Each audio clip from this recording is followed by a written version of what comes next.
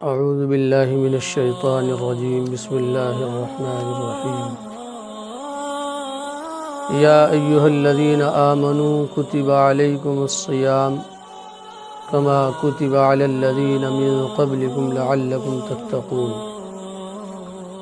اے ایمان والو، تم پر روزہ فرض کیا گیا جس طرح تم سے پہلے لوگوں پر فرض کیا گیا تھا،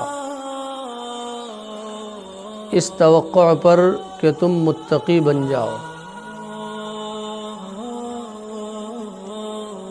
اے ایمان والو، تم پر روزہ فرض کیا گیا جس طرح تم سے پہلے لوگوں پر فرض کیا گیا تھا، یعنی روزہ صرف امت محمدیہ ہی پر فرض نہیں ہے بلکہ اس سے پہلی امتوں پر بھی روزہ فرض رہ چکا ہے۔ اگرچہ اس کی کیفیت، اس کی نوعیت الگ رہی ہے، لیکن روزہ فی الجملہ روزے کی عبادت پہلی شریعتوں میں بھی عبادت کے طور پر رکھی جا چکی ہے۔ اللہ فرماتا ہے کہ اس کا مقصد تمہیں مشکلات میں ڈالنا نہیں ہے، لعلکم تتقون، تاکہ تم لوگ متقی اور پرہیزگار بن جاؤ۔ کیونکہ روزہ رکھنے سے عادت کو تقوی، چونکہ تقوی نام ہے خواہشات کو قابو میں رکھنے کا، جذبات کو قابو میں رکھنے کا، اور روزہ اس کے لیے بہترین معاون اور مددگار ہے۔ روزہ اس کے لیے سہولت پیدا کرتا ہے، اس کے روزے کے ذریعے سے نفس کو قابو رکھنے میں مدد ملتی ہے اور اس کی کہیے پریکٹس ہو جاتی ہے اور مشق ہو جاتی ہے۔ یہاں یہ بات قابل غور ہے کہ جب کسی کے یہاں مہمان آتا ہے تو مہمان جس درجے کا ہوتا ہے اسی درجے کا اس کا اکرام ہوتا ہے، اسی درجے اس کی خاطرداری ہوتی ہے، اور سب سے بڑی بات یہ ہے کہ آدمی اپنے آپ کو مہمان کے لیے فارغ رکھتا ہے۔ یہ سب سے بنیادی بات ہے، مہمان کے لیے خود کو فارغ کر دیتا ہے۔ ایسا نہیں کرتا آدمی کہ مہمان آیا اور وہ کام میں مصروف ہو گیا۔ جب مہمان زیادہ اہم ہوتا ہے تو ذمہ داریاں بھی دوسروں کے اوپر ڈال دی جاتی ہیں اور تقسیم کر دی جاتی ہیں۔ انسان براہ راست خود کو اپنے اس خاص مہمان سے ملنے کے لیے خاص رکھتا ہے۔ یہ اس کے دل کی آواز ہے، یہ اس کے دل کی چاہت ہے، وہ ایسا کرتا ہے۔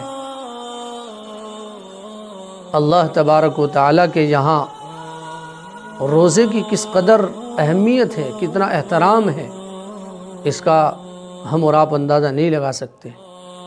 چنانچہ فرمایا گیا حدیث میں کہ اللہ تبارک و تعالی رمضان کے لیے جنت کو پورے سال سجانے کا حکم دیتا ہے۔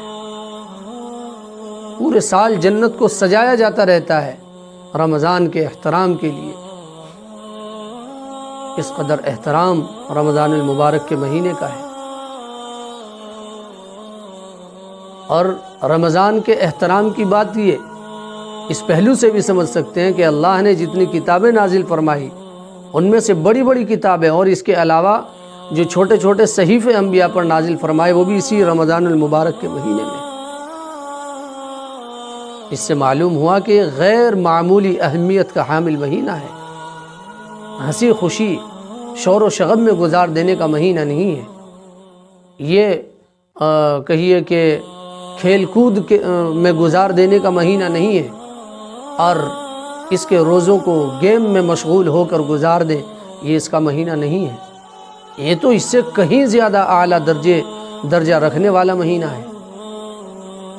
اسی لیے اللہ کے نبی صلی اللہ علیہ وسلم نے ارشاد فرمایا، اللہم بارک لنا فی رجب و شعبان وبلغنا رمضان، یعنی اللہ کے نبی صلی اللہ علیہ وسلم رمضان کے آنے سے 2 مہینہ پہلے اس کے آنے کی خواہش رکھتے تھے، اس کے آنے کی طرف۔ جب کسی بڑے مہمان کے آنے کی امید ہوتی ہے اور اس کا کوئی وقت ہوتا ہے تو آدمی کو ادھر انتظار لگا رہتا ہے، ادھر ہی اس کا ذہن اور دل دماغ پورا لگا رہتا ہے۔ میرے آپ کے نبی صلی اللہ علیہ وسلم نے فرمایا، اللہم بارک لنا فی رجب و شعبان، پیارے اللہ ہمیں رجب اور شعبان کے مہینے میں برکت عطا فرمائیو، وبلغنا رمضان، اور پیارے اللہ ہمیں رمضان تک پہنچا دیجیے، رمضان المبارک کی مہینے کی برکتوں سے ہم لطف اندوز ہوں،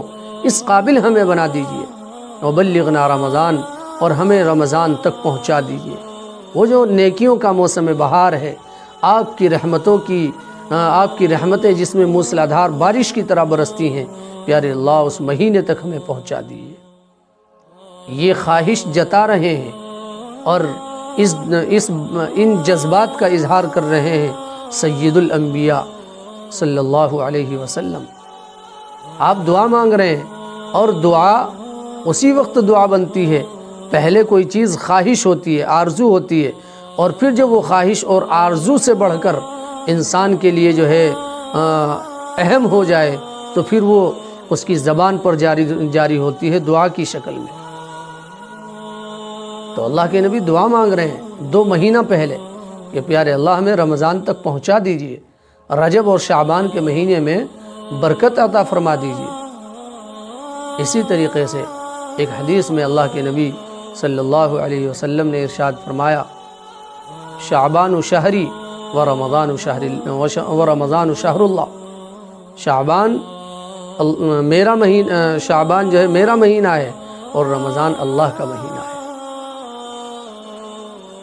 اسی لیے اللہ تعالیٰ نے فرمایا کہ ساری عبادتوں کا بدلہ فرشتوں کے ذریعے سے میں دلواؤں، لیکن روزے کا بدلہ میں خود ہوں۔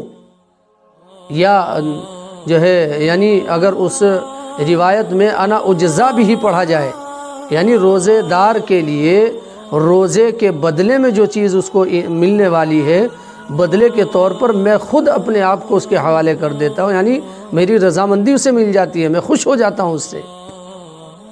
یا دوسرا مطلب یہ انا اجزی بھی کہ میں خود جو ہے روزے دار کو اس کے روزے کا اجر اور ثواب دوں گا، بدلہ دوں گا۔ اس لیے کہ ساری عبادتوں میں ریا کا احتمال ہو سکتا ہے، لیکن روزہ ایک ایسی عبادت ہے کہ اس میں صرف اخلاص ہوتا ہے، ریا کا اس میں احتمال نہیں ہوتا، دکھلاوے کا اس میں شبہ نہیں ہو سکتا۔ اس لیے کہ روزے میں ہو سکتا ہے آدمی دوسروں سے جو ہے چھپا لے اور اپنے آپ کو جو ہے تنہائی میں رکھ لے، لیکن جب وہ تنہا ہوتا ہے بالکل، اس وقت اسے کون سی چیز روکنے والی ہے کھانے پینے سے، یا اور جو ہے کہیے کہ اپنی ضرورت کے تقاضے کو پورا کرنے سے، صرف اللہ کا حکم۔ تو چونکہ روزے میں آدمی صرف اور صرف اللہ کے حکم کی وجہ سے رکتا ہے، اس کے اپنے نفس کا کوئی حصہ اس میں شامل نہیں ہوتا، کوئی جذبہ، کوئی خیال، کوئی کیفیت اس کے نفس کی اس میں شامل نہیں ہوتی۔ اس لیے اللہ نے فرمایا کہ میں خود روزے دار کو اس کا بدلہ دوں گا۔ اور کیا کیا فضیلتیں رمضان کے مہینے کی شمار کرائی جائیں۔